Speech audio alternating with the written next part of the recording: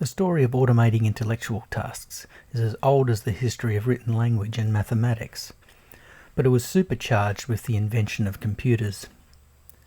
Alan Turing was one of the main people responsible for getting this started. First of all, he invented the math that underpins binary computing. Then he led the team that built and coded the first computers in the UK that were used to break the Enigma code during the Second World War. Finally, in the days when the number of computers in the world could be counted on one hand, Alan Turing was one of the first to speculate about the parallels between human intelligence and computing, posing the question, can machines think? More broadly, we now refer to this endeavour as artificial intelligence, AI for short. AI has become into particular prominence in the 21st century, and it'll be one of the defining technologies for automating tasks in our lifetime. The Eliza program is a quite famous program of early artificial intelligence. Eliza was basically a chatbot. Written in the mid-1960s, it was possibly the first ever chatbot. It had a text interface through which it would ask a user a question, and they would then type in a response. Eliza would give back an answer, and so this dialogue would proceed. The magic was that it was not at all intelligent, yet it had a powerful effect.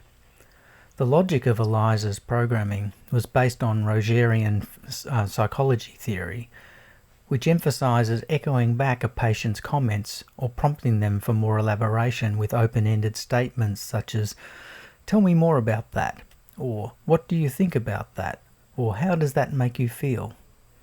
So Eliza's conversations included these kinds of prompts.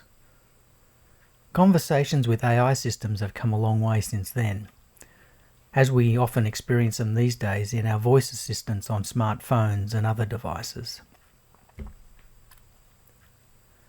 As we hear in the news, there are new applications for artificial intelligence emerging almost every day. The basis for many of these advances is the technique called machine learning, where a computer-based neural network looks for patterns in masses of data. For example, learning to recognize faces in an image, or translating written phrases from one language to another, or recommending books, films, or news articles based on the characteristics of previous preferences. Given that learning from experience is the basis for human intelligence, it's not surprising that machine learning is also an important technique in modern artificial intelligence. Whilst it's interesting to understand how thinking has been automated in machines, of more direct interest to our studies of interactive media are the ways in which we communicate with smart devices like voice assistants or internet-enabled devices. Methods of effective interaction with automated systems is an important challenge for interaction designers and interactive media artists to address. How do we create interactive experiences with devices that have some autonomy? Do we want to initiate, or do we want to rather imitate human-to-human interactions, or are there other modes of engagement that may be more effective?